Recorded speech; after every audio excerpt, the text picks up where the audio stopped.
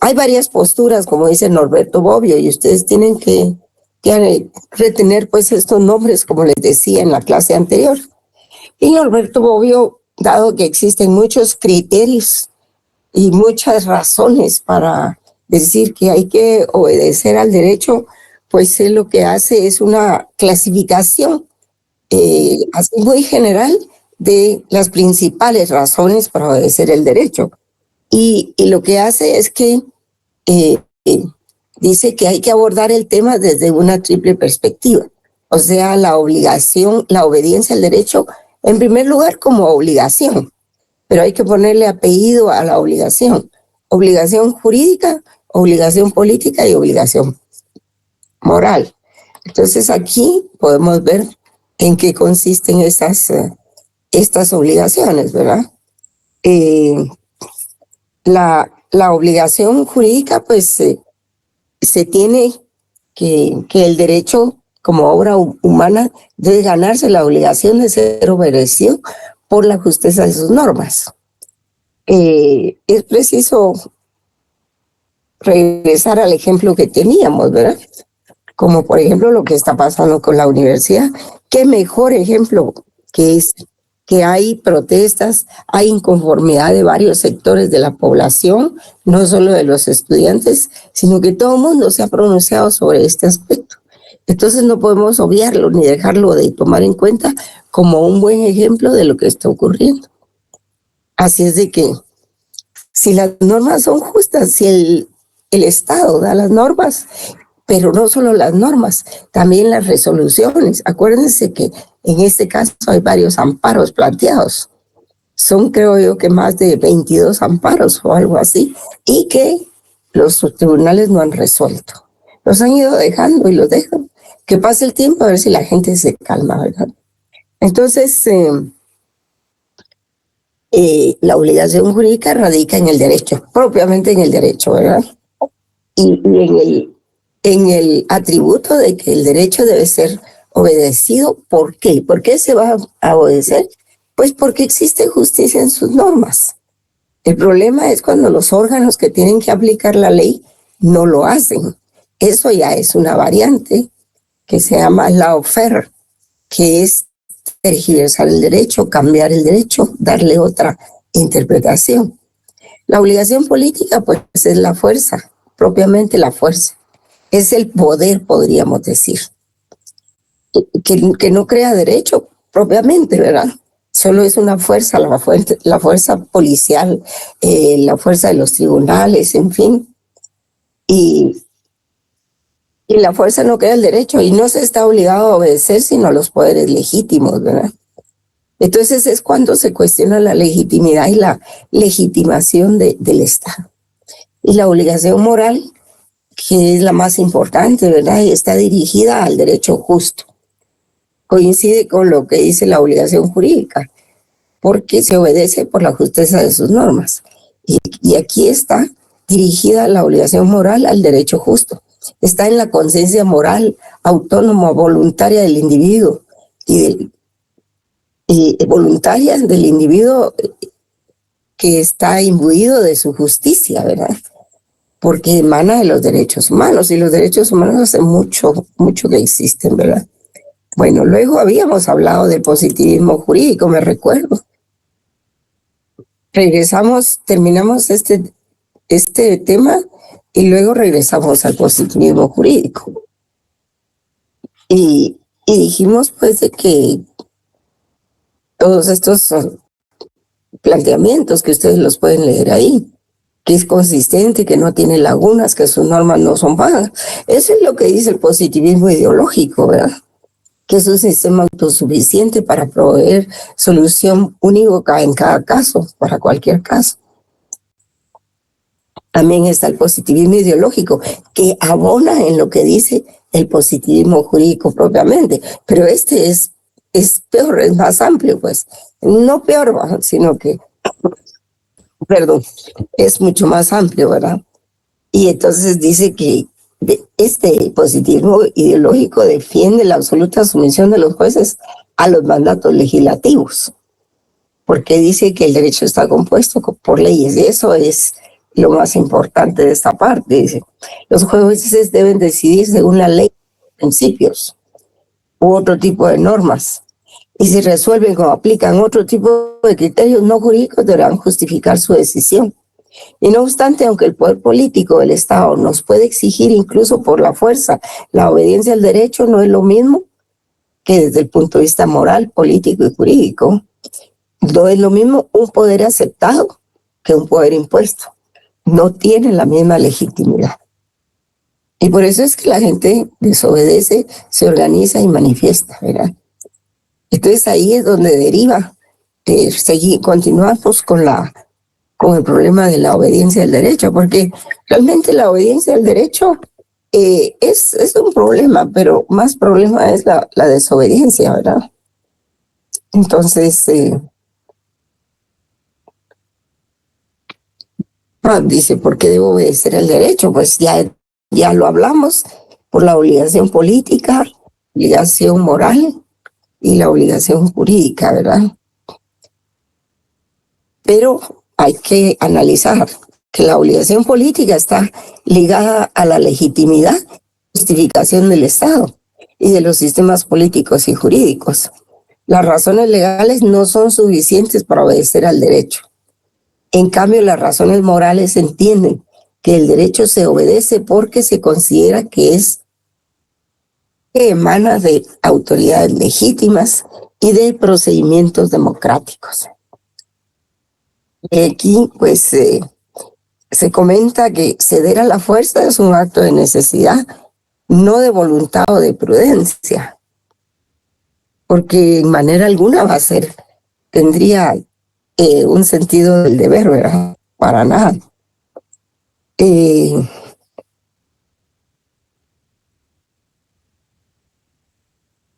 También hay que tener en cuenta algunas diferentes especies de obligación para relacionar a las razones morales con la obligación política. Y por eso es de que, digamos, la obligación jurídica se corresponde con las razones legales. La obligación moral se corresponde o se origina en la conciencia moral, jóvenes. Y libre albedrío del individuo. Y es una obligación, pues, impuesta, ¿verdad? Impuesta en el respeto al deber, que va más allá de las fronteras morales.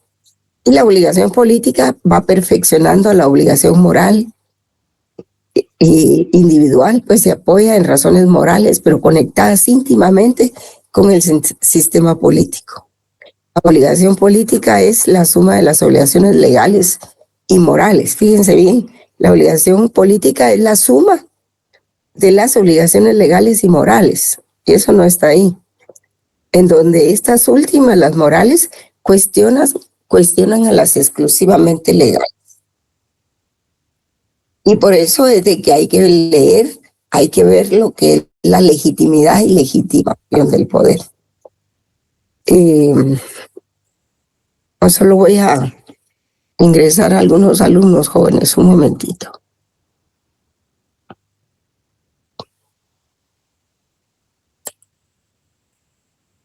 Gracias. Ok. Vamos aquí entonces.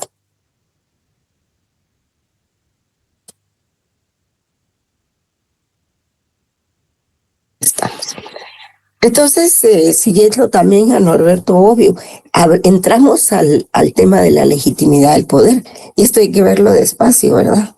Porque son temas muy profundos y muy importantes. Las teorías acerca de la legitimidad y legitimación del poder se limitan a señalar las condiciones en que el poder debe acatarse para ser o merecer ser aceptado como válido. ¿Qué se requiere para eso, jóvenes? Lo habíamos hablado el otro día.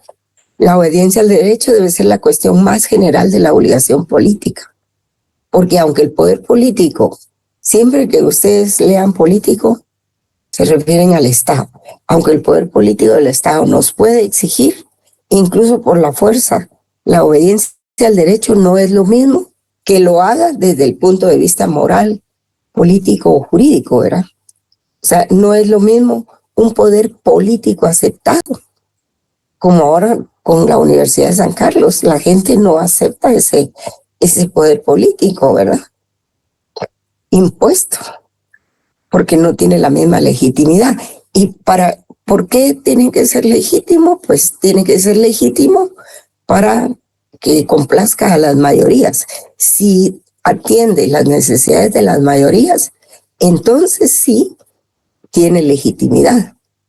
Y como les decía el otro día, si tiene legitimidad, pues tiene moralidad, es moral. Y si es moral, tiene justicia. Esa es la ecuación. Lo que significa que hay estados que se merecen obediencia y otros que no, ¿verdad? O hay leyes que se merecen obediencia y otras que no. Y aquí pues tenemos, ay, disculpen, pero sigo mal al pecho.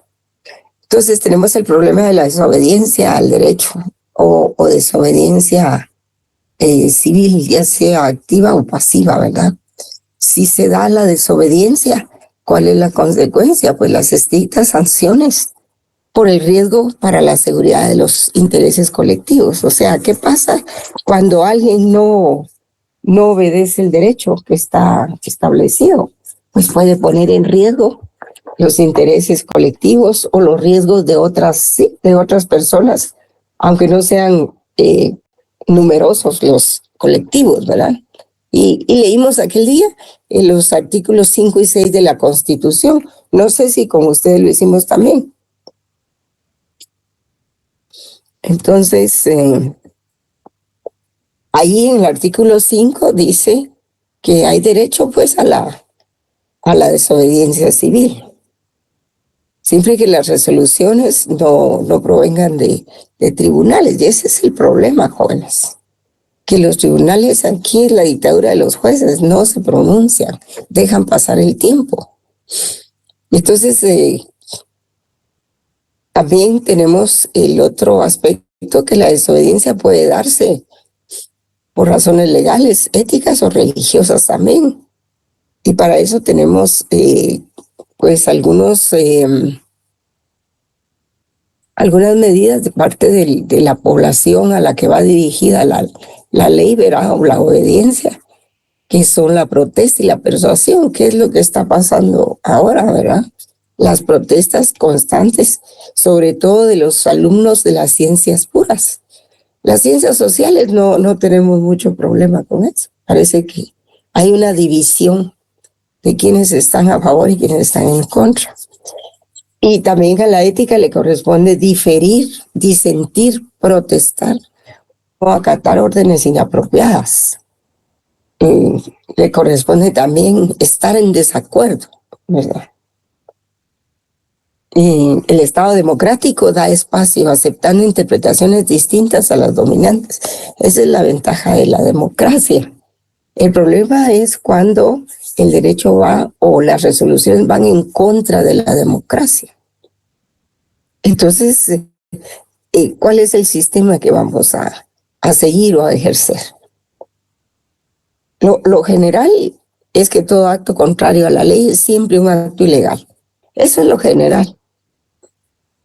Y que merece castigo positivamente, el castigo positivamente definido como la condena social, ¿verdad? Y otros medios. Eso es lo general, ¿verdad? Lo formal.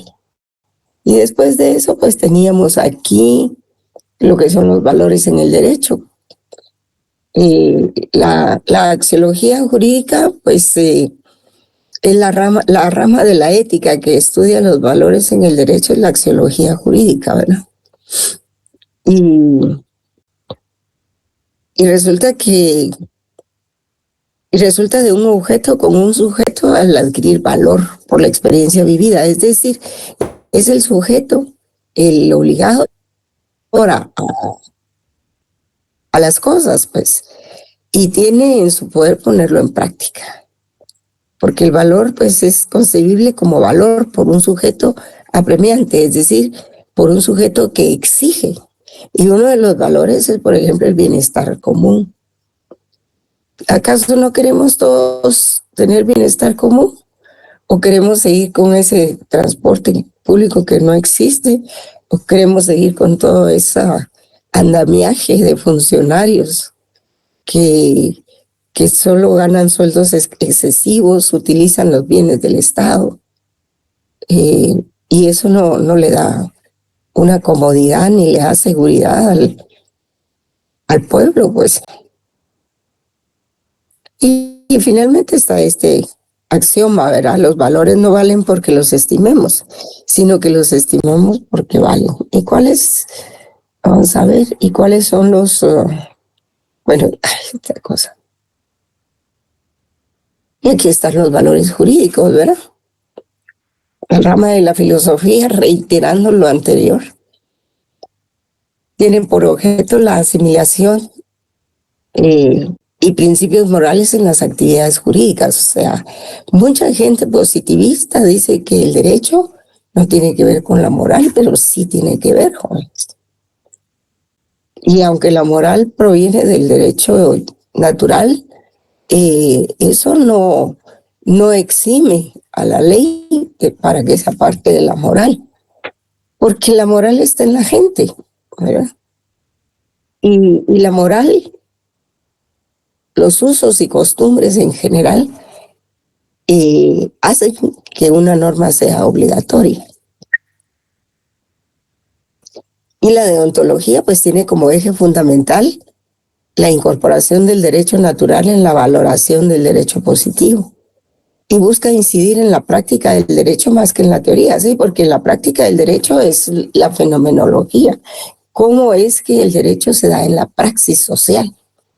Por eso tiene más aplicación o valoración precisamente de la ética cuando se estudia el comportamiento social, o sea, la fenomenología, como decía Del Vecchio, o la praxis, como decía Marx, ¿verdad?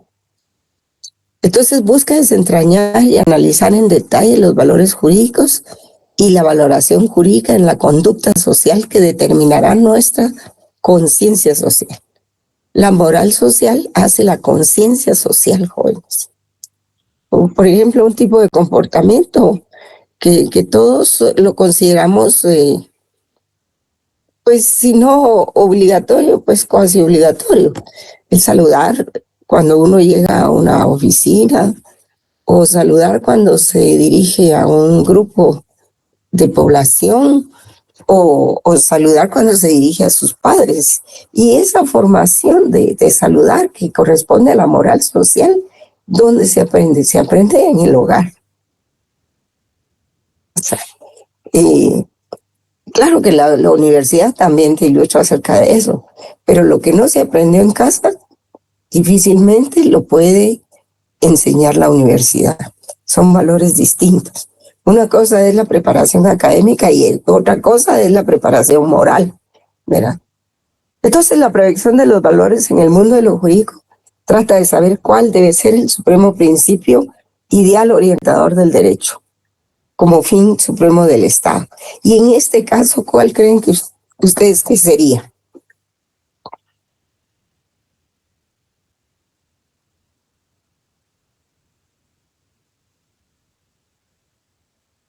¿Cuál creen ustedes que sería?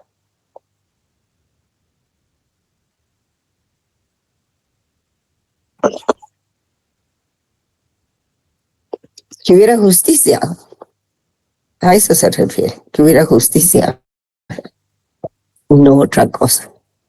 Entonces, vamos a ver aquí un como resumen de los tres. Aquí arriba están los valores jurídicos. Bien común, justicia y seguridad jurídica. Entonces, la justicia es uno de los valores, la seguridad jurídica es otro y el bien común es otro. Estos son los valores del derecho, ¿verdad? Los que proporciona la filosofía del derecho. La justicia, por ser el valor más importante al establecer normas, es la virtud de retribuir a cada uno lo que por derecho le corresponde.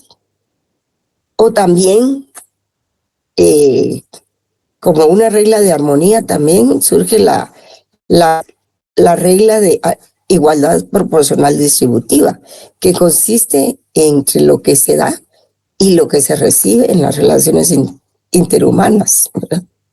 Si tú das más o mejor, de mejor calidad, no necesariamente tiene que ser cuantitativo, pues vas a recibir más, ¿verdad?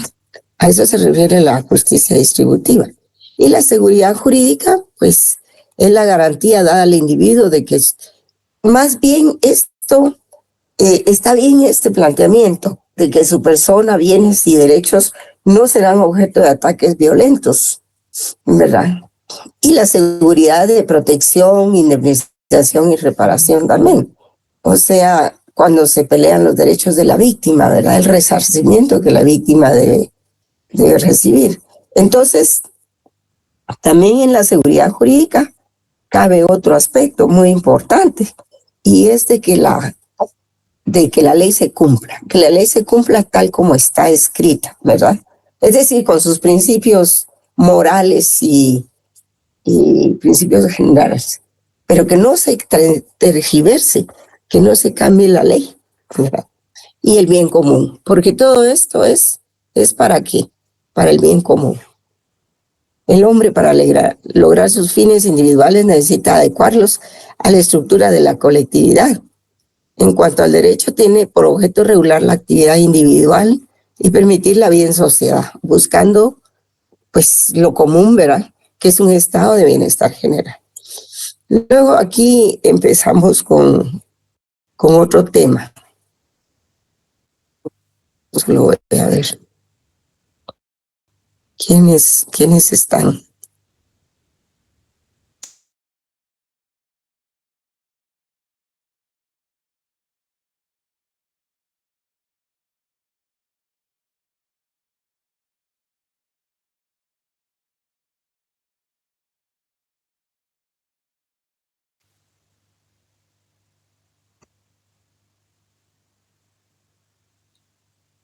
Aquí entramos a otro tema, ¿verdad? El libre albedrío, porque está directamente relacionado con la obediencia al derecho. Entonces, lo que es el libre albedrío, ¿verdad? Y es la potestad que tiene el ser humano para obrar según considere y elija, porque tenemos libertad dentro del marco que permite la ley, ¿verdad? Aquí nadie puede hacer lo que se le da la gana, sino, pero en ese que no puede hacer lo que se le da la gana está cuando las autoridades practican el lawfare, que son las normas planteadas equivocadamente hacia el que tiene que obedecer el derecho. Está la norma planteada ahí, pues que se cumpla eso, ¿no? Pero vienen los jueces y cambian, tergiversan. Y lo digo así, yo también he sido juez, pero no he hecho eso. Y el juez tiene que seguir la moralidad. El juez tiene que tener moralidad para actuar, porque si no la tiene, se vende, ¿verdad? Entonces, ¿cómo quiere la resolución? Pues la queremos en esta y esta forma. O a eso no lo puedo hacer. Y entonces, ¿qué puede hacer? Puedo retrasar el proceso. Eso sí puedo hacer. Y eso tampoco es moral. Retrasar los procesos, no resolver, no emitir las resoluciones a las que está obligado, o emitir resoluciones que se las sacan de la manga, que violan el derecho, que están más allá de sus funciones. Ustedes deben entender, jóvenes, que si cuando vayan a trabajar propiamente, tengan principios morales. Y ustedes son mayores y ya saben qué es lo que tienen que hacer y qué es lo que no tienen que hacer. Pero si el sistema sigue así, en esta corrupción, y siguen vendiéndose los jueces y todo eso, pues estamos mal realmente, estamos muy mal. Porque lo único que se va a generar pues es desobediencia, conflictos, ¿verdad? Más pobreza, más necesidades, más carencias de educación, de alimentación, de cosas así. Menos trabajo, menos fuentes de trabajo. Todo eso genera esta forma de gobernar. Entonces, si tienen libertad para tomar sus propias decisiones, impresiones, necesidades o limitaciones, o de una predeterminación divina, esto se diferencia de la libertad, porque la libertad conlleva la potencialidad de obrar o no obrar. De ahí que el libre albedrío se extienda a otros ámbitos de vida del ser humano, como la religión, la filosofía, el derecho, que se da en diferentes regiones, ¿verdad? Y etapas históricas también. O sea, la obediencia en otros países, pues también exige otras cosas. Por ejemplo, pueden ver ustedes ahí lo que se le exige a las mujeres. Eso en otros países del Medio Oriente o de África, en que la cercenan, ¿verdad? Y eso es tremendamente injusto. O al menos al occidente nos parece muy, muy injusto, ¿verdad? Entonces, en eso se diferencia la libertad propiamente del liberalismo. Entonces, libre albedrío en filosofía, de acuerdo a la formalidad, porque a veces me da pena que les estoy enseñando lo que es formal, pero ustedes ven en la realidad que las cosas son muy diferentes, ¿verdad? Pero yo tengo que enseñar la formalidad. Entonces, el libre albedrío en filosofía quiere decir elegir entre el bien, entre el bien y el mal. Y el libre albedrío en derecho, ¿verdad? Tiene un fundamento legal para el castigo de los delincuentes. Y para eso tenemos que el Código Penal, ¿verdad? Que se ha hecho, es la parte más oscura del derecho, pero se ha hecho para eso, para el castigo de quién, de los delincuentes, que esa es otra cosa que no obedecer al derecho. Eso es diferente. Diferente porque cuando uno protesta por ciertas resoluciones del gobierno o, o acciones del Estado propiamente, porque no puede ser solo el Ejecutivo, tiene que ser también el organismo judicial y de otros lugares. Entonces, por supuesto que en el Código Penal está el fundamento para el castigo de los delincuentes. Y para eso hay otras cosas que hay que analizar. Por ejemplo, la responsabilidad jurídica. La responsabilidad jurídica es la imputabilidad jurídica de un hecho jurídico causada por la culpabilidad, dolosa o no, de la persona o por el simple acaecimiento del hecho desligado de la culpabilidad. O sea, la responsabilidad objetiva. Supone el nacimiento de obligaciones para el imputado y supone el nacimiento de derechos para el sujeto que está en posición de reclamarlas. Es decir, aquí la víctima, ¿verdad? Entonces, esa responsabilidad jurídica tiene tres requisitos. Un acto de un individuo se origina ahí, en el acto de un individuo.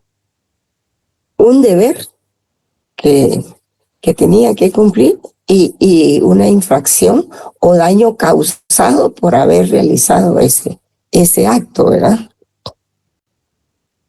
Entonces, hay varios tipos de responsabilidad penal, ¿verdad? Tenemos la imputabilidad, digamos, la responsabilidad moral, ¿verdad? Pero en primer lugar vamos a ver la responsabilidad penal, que es aquella en que se incurre ante las leyes por la comisión de actos delictivos basados en el dolo o voluntad de hacer daño o quebrantar la ley.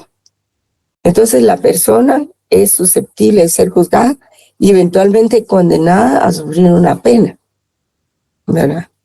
Pero a veces, ¿qué pasa entre la condena y el cumplimiento de la pena? A veces no se cumple. Puede ser que el imputado, el delincuente, el condenado muera antes de poder cumplir la pena, ¿verdad? Lo que genera una relación en la sentencia que declara un castigo y el cumplimiento de la pena propiamente, ¿verdad? Tenemos también la responsabilidad administrativa que deriva de las actuaciones u omisiones de los funcionarios. El Estado está obligado a indemnizar los daños que cause por actuación legítima o ilegítima, normal o anormal, lícita o ilícita, salvo fuerza mayor, hasta 4 años después de dejar el cargo. Yo creo que es un poco más, creo que son 20 años para la responsabilidad administrativa de cualquier funcionario. Y la responsabilidad subjetiva, ¿verdad? Que es la culpa. Y objetiva, que es la teoría objetiva del riesgo, ¿verdad? A excepción de de la responsabilidad de los padres cuando son menores de edad, que es lo que se le llama la responsabilidad aquiliana, ¿verdad? Entonces, hay una diferencia entre imputabilidad e imputación. Y en esto yo no voy a profundizar mucho porque no me corresponde. Eso corresponde a otra materia, ¿verdad? Pero sí vale la pena hablar de esto, ¿verdad? Hay imputabilidad moral que expresa la relación de naturaleza psicológica que se extiende entre el autor y el hecho. Y significa también imputabilidad desde el punto de vista moral según los principios del libre albedrío. Por ejemplo, tenemos la imputabilidad política, legal o jurídica, que es aquella que indica la presencia de una norma que contiene la prohibición del hecho mismo. Pues, sí, el derecho se dicta hipotéticamente. O sea, todos los delitos, pues, prácticamente son hipótesis, ¿verdad? Que si alguien entra en ese comportamiento, digamos, que prevé la ley como delito, entonces se hace acreedor a ¿qué? A responsabilidad jurídica, ¿verdad? Y ya vimos con ustedes que la responsabilidad jurídica puede ser penal, puede ser administrativa, si es un funcionario, o puede ser moral, subjetiva. Y entonces, la doctrina moderna toma la expresión de imputabilidad no en el sentido de atribuibilidad, sino en el que se expresa como estado o modo de ser. Esto es un poquito complicado, por eso yo no profundizo en estas cosas, porque para eso tenemos derecho penal y derecho procesal penal, ¿verdad? Pero vamos a hablar un poquito sobre esto. Entonces,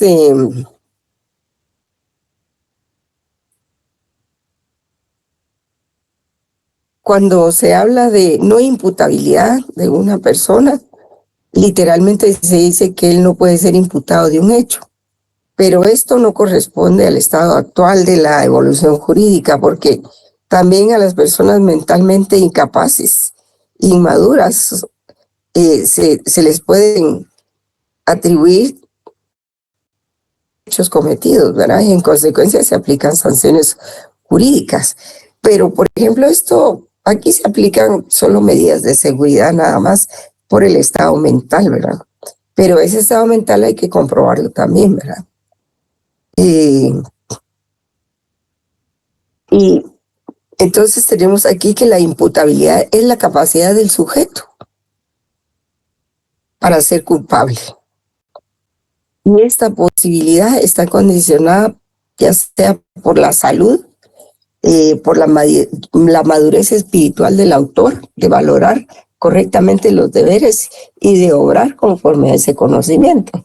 Y para eso tenemos que tomar en cuenta, o el juez tiene que tomar en cuenta, digamos, si es mayor de edad, o si es mayor de 14 o de 12 años, o si está sano, si está saludable mentalmente.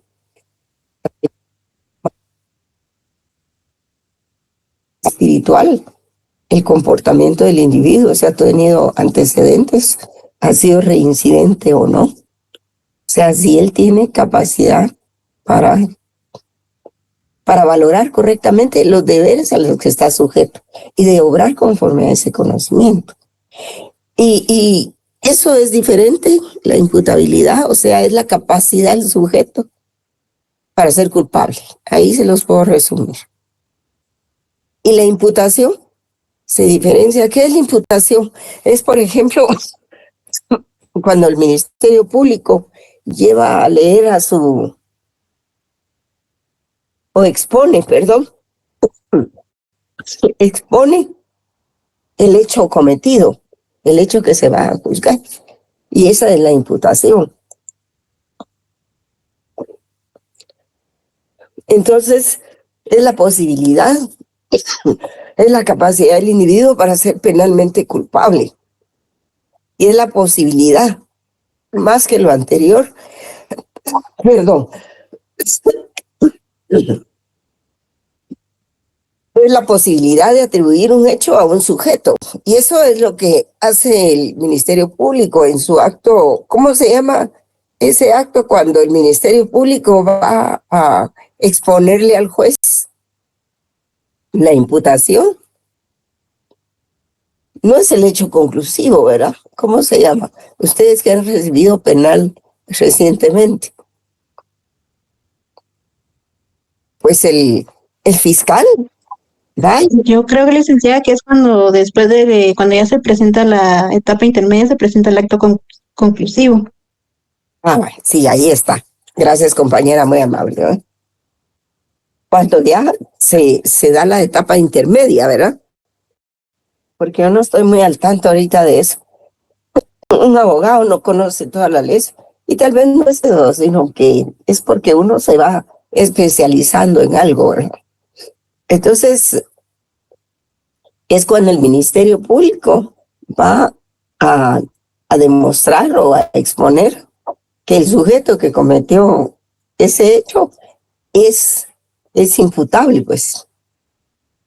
O sea, que la imputabilidad es la capacidad del sujeto para ser culpable.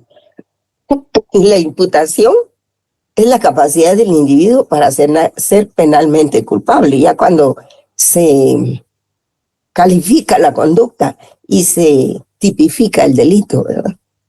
Entonces, es la posibilidad de atribuir un hecho a un sujeto. ¿Y eso quién lo hace? Pues el Ministerio Público, ¿verdad? Y tal vez la persona que funge como acusador adhesivo, ¿verdad? Y en nuestro derecho el término imputación se usa más generalmente como todos los extremos necesarios para llegar a penar una conducta determinada. Aquí no es penal, jóvenes, perdón. Es a penar o a castigar una conducta determinada. Entonces, en eso se diferencian tanto la imputabilidad como la imputación. Vamos a ver entonces un poco sobre... Y ustedes ya saben, ¿verdad? Que, por ejemplo, cuando dice Norberto Bobbio, ¿verdad? Que voy a regresar un poco a la legitimidad. Dice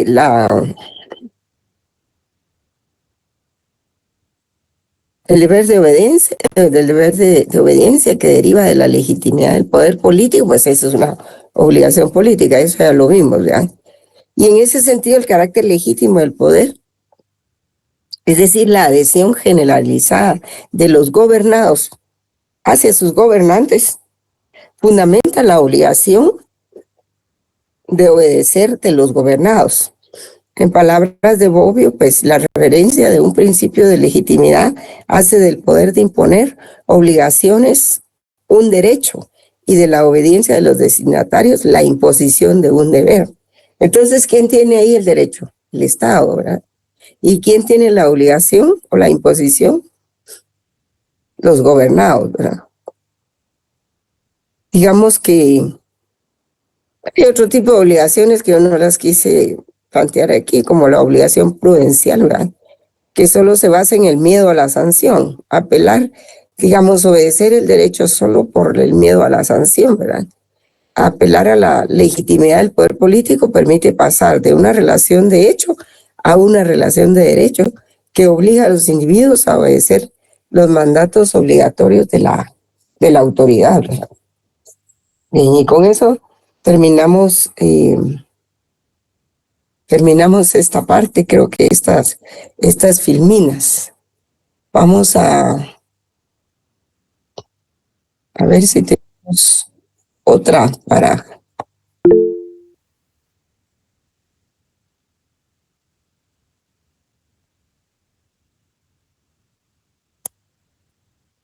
Licenciada, perdone, sí, mi estimado. ¿puedo hacerle una pregunta? Sí, sí, claro. Sí, fíjese que hay algunos estudiantes que tienen duda con relación al parcial. No sé si Ajá. todavía está en pie lo de la virtualidad. Sí, está en pie, está en pie. El 14 lo tenemos que hacer virtualmente. Yo hubiera preferido presencialmente. Es mejor. Solo vamos a consultar aquí con la coordinación si no ha cambiado. Voy a preguntarle eh, a la coordinación Muy bien, licenciada, muchas gracias. de ahorita. Muchas gracias, profesor, para confirmarles a ellos, ¿verdad?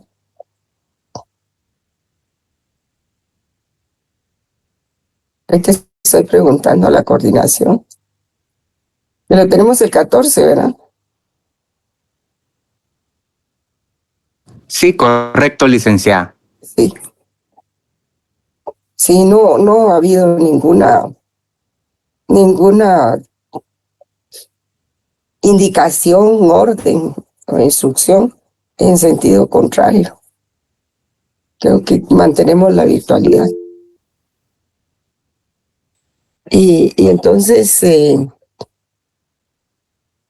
ahí los estudiantes tienen que estar listos, pues. Sí, Lady Diane Suseli, ¿qué me cuenta? Licenciada, buenas tardes. Con respecto a lo del parcial, también tenía la duda de cómo se va a hacer la entrega del trabajo de investigación, porque también Sí, depende pues sí, ajá, tiene si va a razón. ser de forma de Classroom o presencial, como no aún las fechas, pues sigue virtual, ¿verdad? Yo creo que va a tener que ser virtual, porque no creo Ok. que vayan a abrir la facultad. Está bien, entonces solo para que tal vez nos confirme cómo se va a hacer la forma de entrega del trabajo, licenciada, por favor. Gracias. Ujú. Sí, ahí creo que el licenciado, el profesor Kim, les puede indicar mejor que yo, ¿verdad, profesor? Sí, correcto. Solo vamos a terminar de confirmar y si es el caso de que seguimos virtual, pues los vamos a recibir por medio de correo electrónico, que es Bueno, más sí, fácil. Sí, más fácil. Sí, sí, se puede hacer por medio de correo electrónico, es más fácil que utilizar la plataforma, ¿verdad? correcto. Así no se quedan sin sus puntos algunos estudiantes.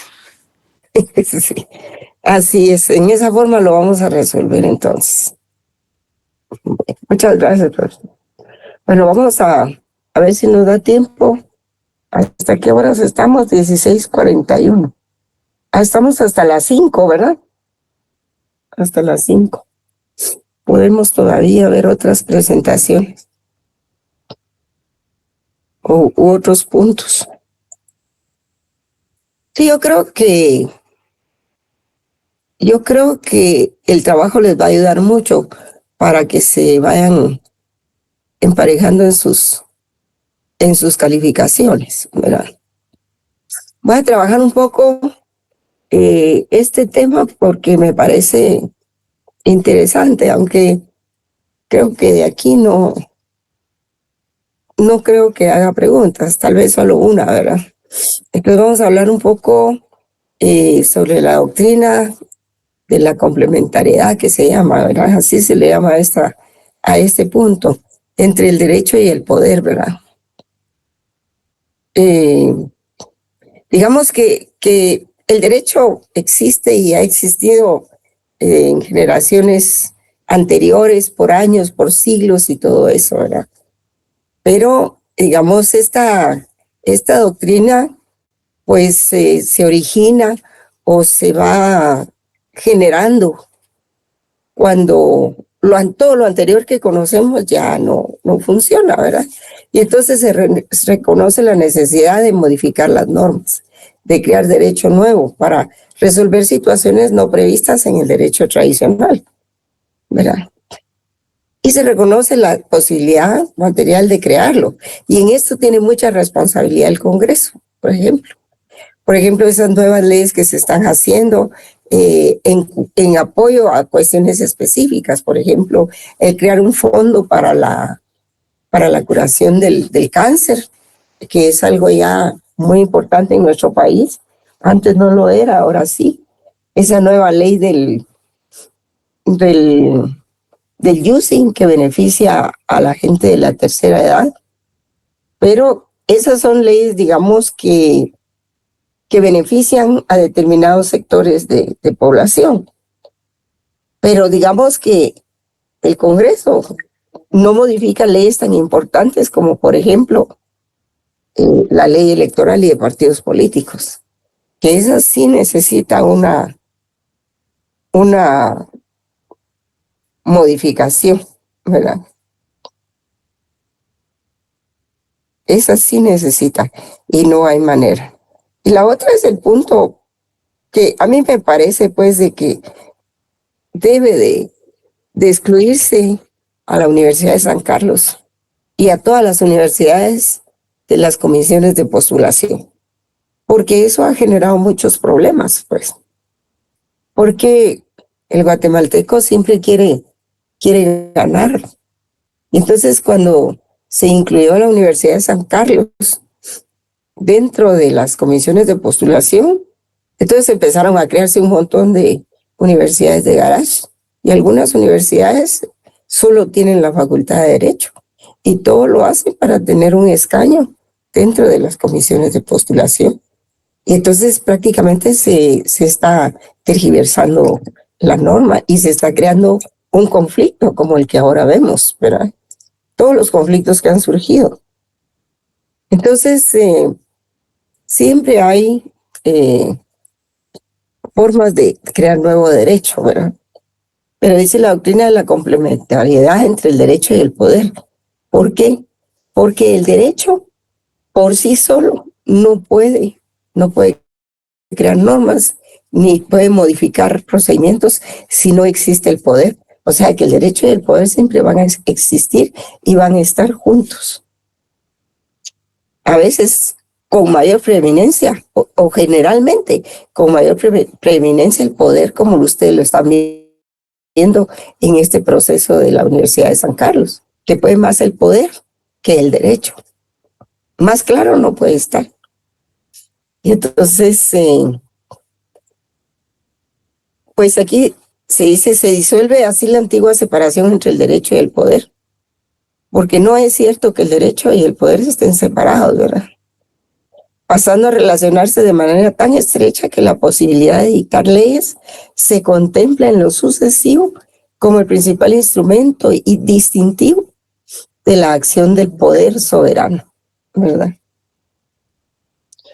O sea que si en una época se consideró que el poder estaba por un lado y el derecho por el otro, no.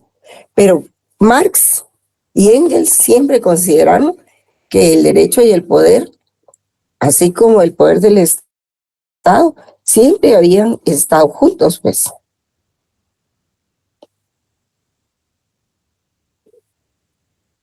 Sí, confirmaron de la coordinación que seguimos con la programación de exámenes virtuales, jóvenes.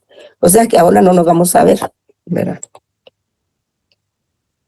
Entonces, siguiendo con esta tradición, ¿verdad? Se pensaba que el poder estaba por un lado y el derecho por otro, y no es así. Para poderse imponer el derecho se necesita el poder del Estado, porque ¿quién tiene la fuerza para hacer cumplir las sentencias, jóvenes? Una vez que ha sido condenada una persona, ¿quién se lo lleva a la cárcel para cumplir su pena? Pues se lo lleva la policía o se lo lleva el ejército. O sea, ese es el poder coercitivo del Estado precisamente. Y por eso Marx decía que el poder, el derecho y el Estado surgieron al mismo tiempo y por las mismas causas. Y dentro de los otros autores, pues creo que no hay una explicación que se le oponga, ¿verdad? Y entonces hay que tener en cuenta que la posibilidad de dictar leyes, pues como lo hace el Congreso, como lo hacen los parlamentos o el Senado, se contempla en lo sucesivo como el principal instrumento y distintivo de la acción del poder soberano. Porque cuando ustedes definen soberanía, por ejemplo, en derecho internacional, ¿qué es la soberanía, jóvenes? ¿Cómo se define la soberanía? ¿Verdad? Pues se define como el poder del pueblo, ¿verdad? Para elegir sus autoridades, para dictar sus propias normas y para tener un territorio. Eso es más o menos la definición entre territorio y soberanía, vienen a ser parecidas, ¿verdad? Entonces surge ese poder del pueblo, ¿verdad? Entonces dice la filosofía política moderna, mediante la doctrina del contrato social, acuérdense ustedes de Juan Jacobo Rousseau, de Hugo Grocio, de Thomas Hobbes, que fueron los también Montesquieu, John Locke, todos esos filósofos y juristas importantes que también están ahí, los modernos, ¿verdad? Que, por ejemplo, Norberto Bobbio y tantos otros filósofos, pues, mediante la doctrina del contrato social, tratan de someter la libre voluntad del monarca en aquellas monarquías antiguas, ¿verdad? Para dar a la ley cualquier contenido, ¿verdad? O sea, también hay esa crítica de que si el rey o el monarca era el que dictaba la ley, también le podía dar cualquier contenido. Y en esa época no existía el poder del Parlamento ni del Congreso. Ahora es un órgano colegiado como los parlamentos, el Congreso, el Senado, quienes elaboran las leyes, ¿verdad? Y eso viene mejor a la democracia, porque se crearon los tres poderes. Entonces, ahí donde estoy aquí. Eso es lo que hace surgir la doctrina de la complementariedad, que no es cierto que el derecho y el poder estén separados, al contrario, están juntos y muy juntos. y bueno, entonces aquí surgen ya con puntualidad, vamos a ver,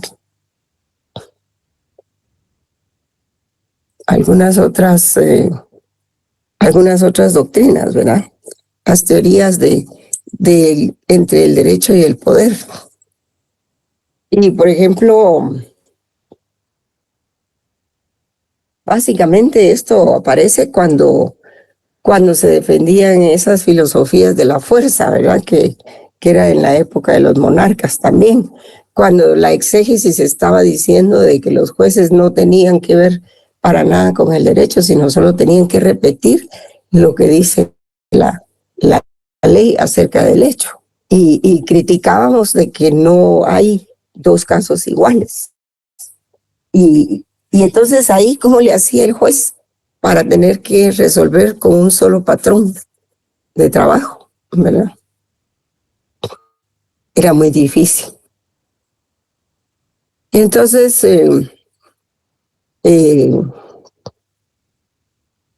hasta Platón decía que es ley natural,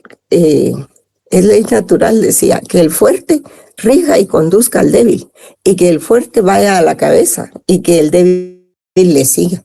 Imagínense eso, ustedes, compañeros, ¿están de acuerdo? No, ¿verdad? porque eso se decía, digamos, en la modernidad, pero no era correcto, porque por eso es que surgen las tesis de los derechos humanos. ¿Para qué? Para que el débil se le pueda dar fuerza frente al fuerte, para que el débil pueda elevarse en el derecho ante el líder fuerte, ¿verdad? O el Estado. Pero así fueron evolucionando las cosas. Marx consideraba la existencia de un control efectivo de los sujetos sociales. Existe pues un control efectivo que los sujetos sociales ejercen sobre el derecho y sobre el poder también. Creo que ahí hay una confusión. Nietzsche, que es otro filósofo, pues decía que el derecho es fruto de la conquista, que no hay derecho sin poder, y en eso tiene mucha razón. Y que la fuerza pues es esencial a todo derecho y a toda justicia. Entonces vamos a hablar aquí un poquito del poder. Y el poder pues significa tener la capacidad o posibilidad de hacer alguna cosa. Eso es el poder, ¿verdad? El poder siempre es dinámico, es ágil, es una fuerza, ¿verdad? Así se podría denominar también como una fuerza, que significa tener la capacidad o la posibilidad de hacer alguna cosa. Como fenómeno humano tiene que ver con el poder político. Por supuesto, ¿verdad? Como fenómeno. ¿Y quién tiene el monopolio del poder político, jóvenes? ¿Quién tiene el monopolio del poder político? A ver. El Estado, ¿verdad? O sea, por eso tienen la facultad de los gobernantes de obligarnos a obedecer. Y se habla también del poder de Dios, del poder de la naturaleza, se habla del poder del dinero, en fin, el poder de la voluntad, el poder, bueno, hay muchos enfoques, ¿verdad? Por ejemplo, como dice ahí la Filmina, el poder de un león, el poder de una epidemia para acabar con la población, o el poder de una tormenta también. Y pues, aunque esto se utiliza en sentido metafórico, ilustran sobre lo que es el poder, ¿verdad? Como algo capaz de obrar, de producir efectos, de producir cambios, ¿verdad? Pero falta aquello que sin querer lo pensamos cuando hablamos de poder, ¿verdad? En el caso de la obligación jurídica, pues eso tiene que estar por escrito, ¿verdad? De acuerdo con el positivismo. No basta solo con el poder de la justicia. El poder de la justicia, pues ya saben ustedes que está está como un valor a alcanzar. Y cuando el derecho se aplica correctamente, pues el poder le ayuda mucho, ¿verdad? Porque el poder puede estar a favor o puede estar en contra. Aquí en Guatemala lo que nos ha estado pasando es que hay una dictadura de la burocracia y hay una dictadura de los jueces. Y eso es lo que está pasando. Y lamentablemente no es a favor de los derechos humanos, como lo sería la educación superior. No. Increíblemente es en contra. Es que esto parece una película de terror, jóvenes.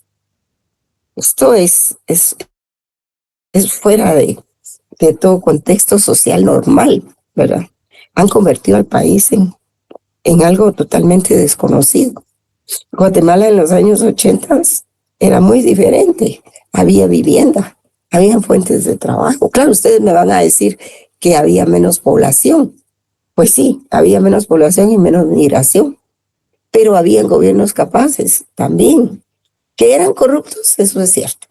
Siempre ha habido corrupción.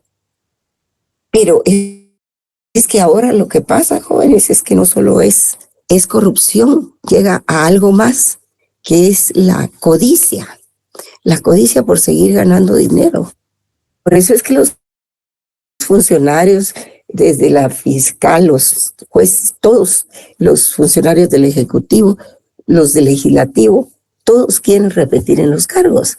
La Corte de Constitucionalidad quiere que se repita todo eso y seguir ahí 20 años, 25 años, ¿verdad? Pero en Guatemala no hay poderes vitalicios y se han llevado a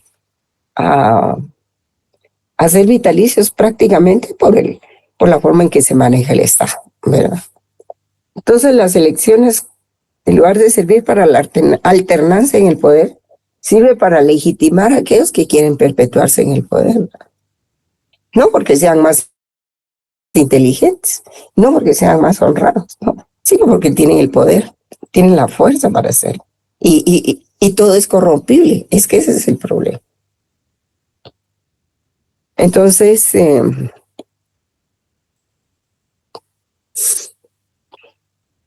pues el poder es un fenómeno humano, ¿verdad? Y se relaciona mucho con el poder político. Y ese poder político contiene la facultad de los gobernantes de obligarnos a obedecer, ¿verdad? Es la capacidad de un individuo o grupo de individuos para modificar la conducta de otros individuos o grupos en la forma deseada y de impedir que la propia conducta sea modificada en la forma en que no se desea a veces. Y se representa en tres maneras, ¿verdad? El poder entendido como capacidad de obrar, de actuar, ¿verdad? El poder fundado en el consentimiento, cuando la población a la que afecta determinada ley o determinado requerimiento, pues consciente en que así sea, porque se dan cuenta que es un derecho legítimo, ¿verdad? Y el poder como una característica ineludible de las relaciones sociales. Porque el poder se da en todo, hasta en las relaciones de pareja. Y si no, miren ustedes lo de la violencia intrafamiliar, ¿verdad? Encarnado con la violencia. Entonces es un fenómeno humano. Tiene esa característica de que es un fenómeno humano. Y aquí pues hay una definición del jurista Eduardo García Maínez que dice: el derecho es un sistema racional de normas sociales de conducta, declaradas obligatorias por la autoridad, por considerar las soluciones justas a los problemas surgidos de la realidad histórica. Y se excluye en esta definición hasta aquí llegamos. El derecho es un sistema racional de normas sociales de conducta, declaradas obligatorias por la autoridad por considerar las soluciones justas a los problemas surgidos en la realidad. Sí, por ejemplo, pero siempre que sean justas.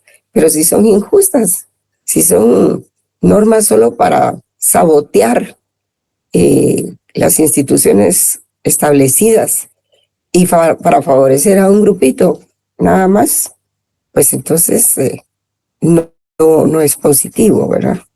Y aquí hay otra definición de la relación entre el poder y el derecho, ¿verdad? Ya habíamos visto a Norberto Bobbio, ¿verdad? Que ambos están estrechamente relacionados. En las sociedades modernas no es viable imaginar la separación entre ambos, porque ambos conceptos se necesitan para asegurar su supervivencia. Y Norberto Bobbio estima que la relación entre derecho y poder es íntima, a tal punto de comparar su vínculo, fíjense bien, esto es muy importante, como las dos caras de una misma moneda, ¿verdad? O sea, es tan estrecho y tan íntimo el vínculo, que es compararlo como las dos caras de una misma moneda. Y el poder no puede estar fuera del derecho, ya que es por medio de este que el poder encuentra legitimidad y aceptación por parte de los gobernados.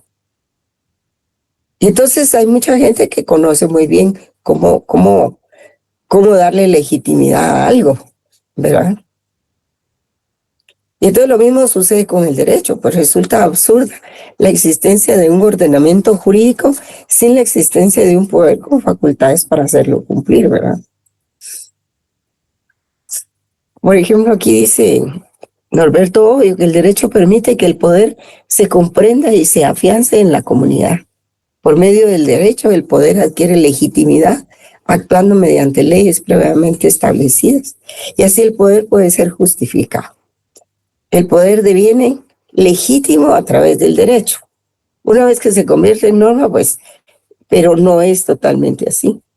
A través del derecho, sino que esto es legal, más no legítimo, ¿verdad? Entonces, el poder se legitimiza a través del derecho, ¿verdad? Pero una cosa es ser legítimo y otra cosa es ser legal. Mientras que el derecho deviene por medio del poder. Sin la existencia del uno no puede sobrevivir el otro, y sin la presencia del otro, el uno no puede ser entendido. El derecho sin poder es impotente, pero el poder sin el derecho es arbitrario. La legitimidad permite asumir que el poder es detentado por quien está llamado a ejercerlo. Permite asumir, ¿verdad? Pero ¿qué dijimos de la legitimidad? Que la legitimidad tiene mucho que ver con la moral. Y si es tratándose del derecho, si esa ley responde a la moralidad de los obligados, pues entonces se tiene que es legítimo. Y si es legítimo, es justo. Entonces dice aquí, si bien el poder y derecho son las dos caras de una misma moneda, no es viable considerar que ambos se encuentren en un mismo plano de condiciones. El poder se encuentra por encima del derecho legislado e impuesto por el poder, ¿verdad? Esa es la ecuación. Y eso grábense los jóvenes. Si bien el poder y el derecho son dos caras de una misma moneda, no es viable considerar que ambos se encuentren en un mismo plano de condiciones. El poder se encuentra por encima del derecho legislado e impuesto por el poder, ¿verdad? Y bueno, creo que vamos a ver qué dice Hans Kelsen al respecto. El derecho es creado por el poder. Sí. Una pregunta. Usted menciona las filminas, pero en mi dispositivo no me aparecen. Sí presentó filminas, entonces ahorita. Sí, sí. Ah, bueno. No se ve, licenciada. ¿Cómo? Yo nunca las vi. Las primeras filminas, sí. ¿Cómo? No, la primera parte sí, pero toda esta segunda parte del poder. Hasta donde llegamos a la cuestión del libre albedrío. Hasta sí, ahí. Sí. Ah, bueno. Y la segunda era primero la que usted decía, pues, supone ya no las presenté. Sí, correcto. Yo, al reflexionar sobre es que dice el que monopolio del poder, me he dado cuenta que solo se concentran en las filminas y divagan totalmente, ¿verdad? Entonces, cuando se les habla, el problema es de que están leyendo la filmina nada más y no están poniendo atención en lo que se les está diciendo, ¿verdad? Ok. Cuando usted se refería al monopolio del poder, yo pues me puse yo a pensar que realmente habría que ver que, es cierto, lo tiene el Estado en un aspecto legal, pero ya en un aspecto real y verdadero, los grupos de interés como el sector privado ha sido el tradicional, ¿verdad? Sí, así ahora es. se agregaron los narcotraficantes y el crimen organizado a gran escala.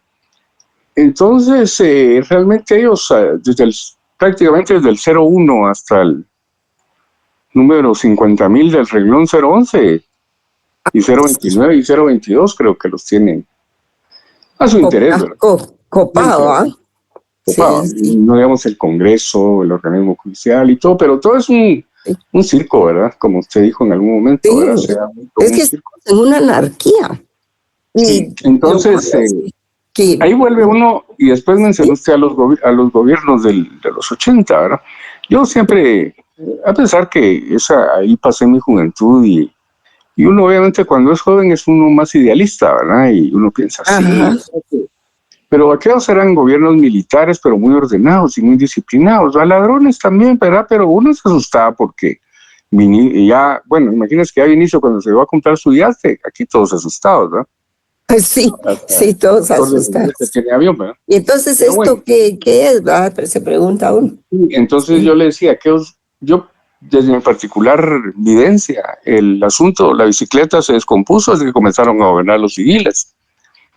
Sí. Porque antes que los gobiernos, pues los derechos humanos, que era un genocidio, que eran aquí, que eran... Y mire, siempre había corrupción, pero había respeto por la ley. Finalmente, pues, por esos años de los 80s, cuando, bueno, los 70s... Los jueces no se atrevían a hacer lo que hacen hoy. Claro. En los 70s fue que vino aquel Nelson Rockefeller a darnos su vuelta así a las fincas de Latinoamérica. Sí. Y regresó y le dijo al presidente Nixon, ¿verdad? Que realmente el problema aquí era que se les estaba yendo de las manos, ¿verdad? Porque incluso ahí, pues, un tema bien profundo, que es la religión católica y su proyección social, ¿verdad? Sí, sí. Entonces, pero claramente la Iglesia Católica, y por eso en estos libros se menciona también, porque es la que tiene, pues, esa proyección social, la moral, que están escritos. Pero sí, los derechos humanos provinieron de la Iglesia Católica. Cambiaron de la las Iglesia, armas, pues. Cambiaron las armas por la religión, ¿verdad? Entonces dijeron, bueno, vamos a volver bueno, con respeto a los... Yo realmente no soy muy creyente. Creo en Dios, pues, pero no tengo... Pero el análisis nos dice que cambiaron las armas por ese convencimiento, ¿verdad? Entonces una comparación bien simple es la proyección social, que la Iglesia dice que somos todos, somos una comunidad. Entonces ellos lo llegaron a ver, esa doctrina social de los 60s, que les agarró mucha fuerza, incluso hasta cuando se mezcló con los movimientos de izquierda. Y entonces, pues abundaron las 5,000 religiones evangélicas, que pues solo se necesita un garage y unos creyentes y cobrar diezmo, ¿verdad? Entonces, ese es el problema, que también nos dividieron de ese modo. Y parte de eso es otro grupo bien dirigido por el norte, pero para mantener ese interés del imperio, ¿verdad? Así lo cual es entendible, pues, porque si yo fuera imperio, pues tampoco me gustaría que me quitaran mis posesioncitas del monopolio, ¿verdad? Sí. Pero habría que dejar vivir, ¿verdad? Y en aquellos gobiernos militares que eran genocidas, estaban fregados los del área rural, porque aquí había un desarrollo, fue un crecimiento, incluso las grandes obras de Guatemala, el Hospital General, el Río Dulce. Sí, hubo mucho crecimiento. Los conjuntos habitacionales del PAN eran excelentes. El anillo periférico, todo eso que tenemos y lo vemos ahí en los últimos gobiernos militares. Sí, ahora no. Tenemos que interrumpir aquí. Porque ya nos pasamos, ¿verdad? Ya nos pasamos, sí. Ah, sí, no. Le agradezco su participación, porque gracias, estos ahí nos vemos el día. Le dan brillo a la clase, sí. Gracias. Sí. Estamos en eso. Así es de que hay que leer, jóvenes, hay que leer, no es tan difícil. De lo que se trata es de que ustedes lean. Bien, jóvenes, entonces prepárense para el examen, ¿verdad? Hasta pronto.